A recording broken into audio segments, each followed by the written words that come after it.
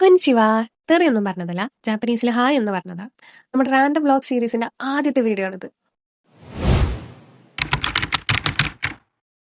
So നമ്മൾ ഇന്ന് വന്നേക്കുന്ന സ്ഥലത്തിന്റെ പേരാണ് Sakura Komichi with Akshay and Chandana, the aesthetically pleasing Japanese restaurant.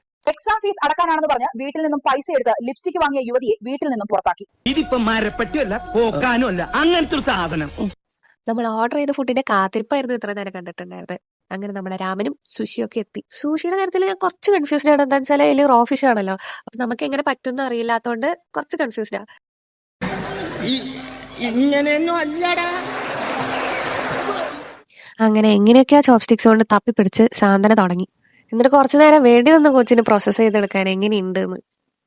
സംഭവം എന്തായാലും അവൾക്ക് ഇഷ്ടപ്പെട്ടിട്ടുണ്ട്.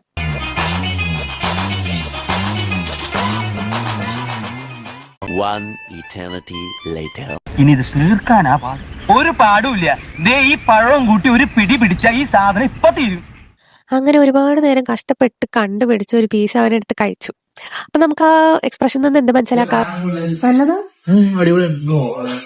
അങ്ങനെ കുറച്ചു നേരത്തെ കാത്തിരിപ്പിന് ശേഷം ഞാനും ട്രൈ ചെയ്യാൻ പോകുന്നു സുഷി. എങ്ങനെ ഉണ്ടാവോ എന്തോ. സത്യം പറയാലോ, വായ വെക്കാൻ കൊള്ളില്ല.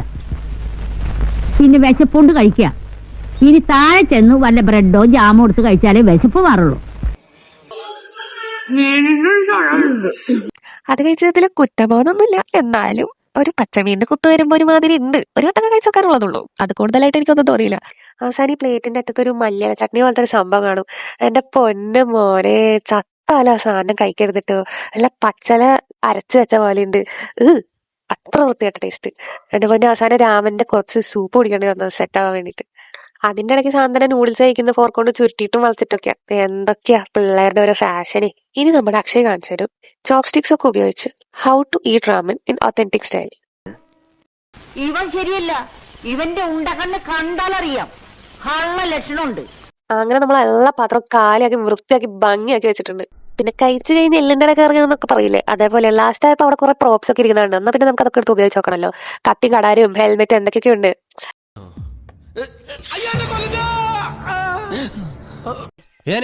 ഞാൻ പോകുന്നു. Bye bye.